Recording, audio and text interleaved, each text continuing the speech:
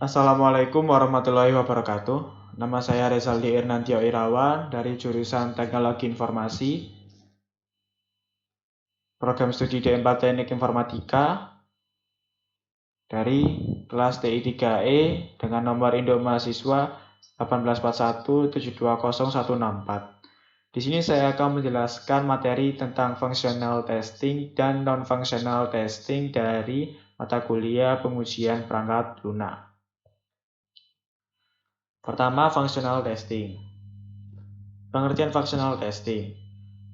Pengujian fungsional adalah jenis pengujian yang tugasnya adalah melakukan verifikasi bahwa seluruh fungsi aplikasi pada perangkat lunak sudah beroperasi sesuai dengan apa yang perancang diharapkan. Functional testing memiliki inti yaitu penguji melakukan uji berdasarkan fungsi-fungsi pada aplikasi yang akan dibangun. Bagian functional testing. Ada beberapa bagian functional testing. Yang pertama yaitu unit testing, yaitu pengujian yang memiliki tujuan untuk mengisolasi tiap-tiap bagian program dan mengecek setiap bagian tersebut apakah sudah selesai dengan apa yang dibutuhkan. Kedua, integration testing merupakan pengujian yang bertujuan untuk membuat kombinasi dari bagian-bagian aplikasi demi menentukan apakah bagian tersebut bisa berjalan benar secara bersamaan. Yang ketiga adalah system testing. Adalah pengujian yang dilakukan setelah sukses pada integration testing. Pengujian ini dilakukan secara keseluruhan hingga ditentukan apakah sistem secara menyeluruh sudah sesuai dengan standar kualitas atau belum. Regression testing merupakan testing yang tujuannya untuk mengatasi revisi, sehingga tidak ada masalah baru yang ditimbulkan dari pengujian software sebelumnya. Yang terakhir ada acceptance testing, yaitu pengujian yang memiliki hubungan dengan quality assurance. Berikutnya ada kelebihan dan kekurangan dari functional testing. Kelebihan pertama, itu cocok digunakan untuk segmen dengan kode yang besar.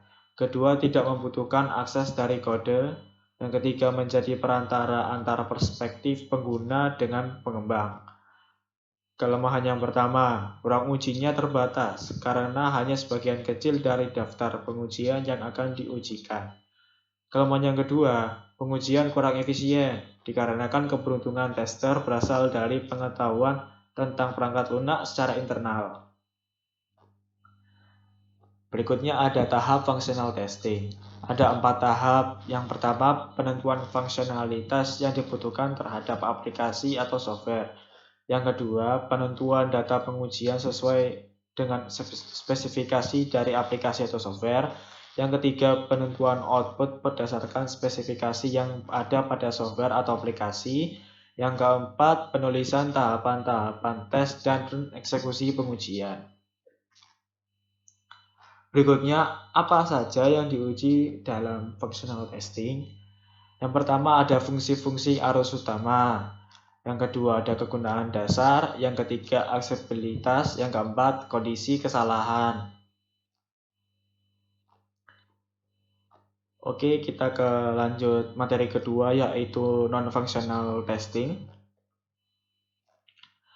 Pengertian non-functional testing. Non-functional testing adalah pengujian dari aspek non-fungsional suatu aplikasi seperti kinerja, keadalan, kegunaan, keamanan, dan sebagainya. Non-functional testing dilakukan setelah functional testing selesai. Dengan menerapkan non-functional testing, kita dapat meningkatkan kualitas perangkat lunak hingga tingkat yang sangat tinggi. Sebenarnya, functional testing juga meningkatkan kualitas, tetapi dengan non-functional testing, kita mempunyai peluang untuk menjadikan perangkat lunak tersebut lebih baik. Jenis-jenis non-functional testing ada 4. Yang pertama documentation testing, yang kedua reliability testing, yang ketiga performance testing, yang keempat security testing. Yang pertama documentation testing. Documentation testing membantu memperkirakan upaya pengujian yang diperlukan dan menguji cakupannya. Dokumentasi perangkat lunak termasuk test plan, test case, dan bagian requirements. Berikut merupakan cakupan dalam melakukan documentation testing. Yang pertama instruction, yang kedua example, yang ketiga message, yang keempat sample.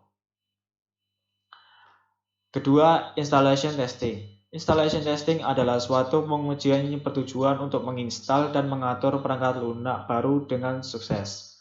Berikut adalah tips dari installation testing. Pertama, install versi lengkap dari aplikasi. Kedua, membuat automate testing. Yang ketiga, mengecek ketersediaan disk untuk proses instalasi. Keempat, menggunakan distributed testing environment. Secara otomatis memeriksa file yang diinstal setelah instalasi. Berikutnya mengkonfirmasi perubahan registry setelah instalasi. Negative testing dalam instalasi testing. Yang terakhir uninstalling testing. Yang ketiga ada performance testing. Performance testing adalah jenis pengujian perangkat lunak yang bertujuan untuk memastikan aplikasi akan bekerja dengan baik di bawah beban kerja yang diharapkan.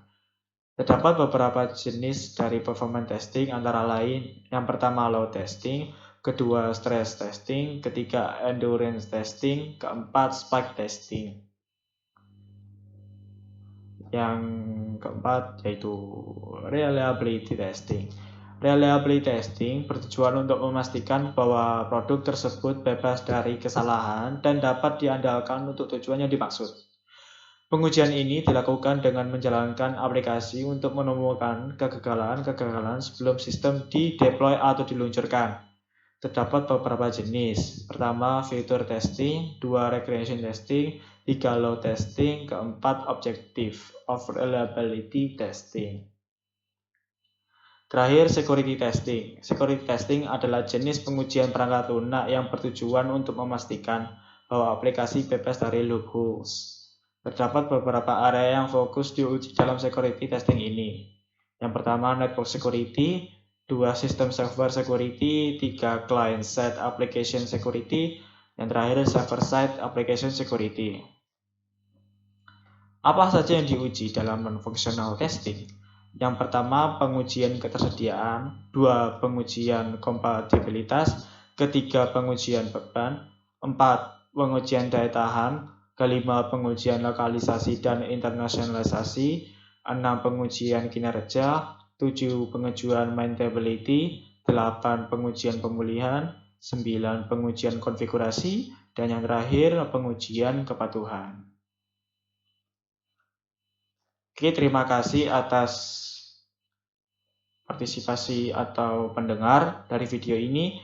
Mohon maaf jika ada salah kata atau belibet-belibet.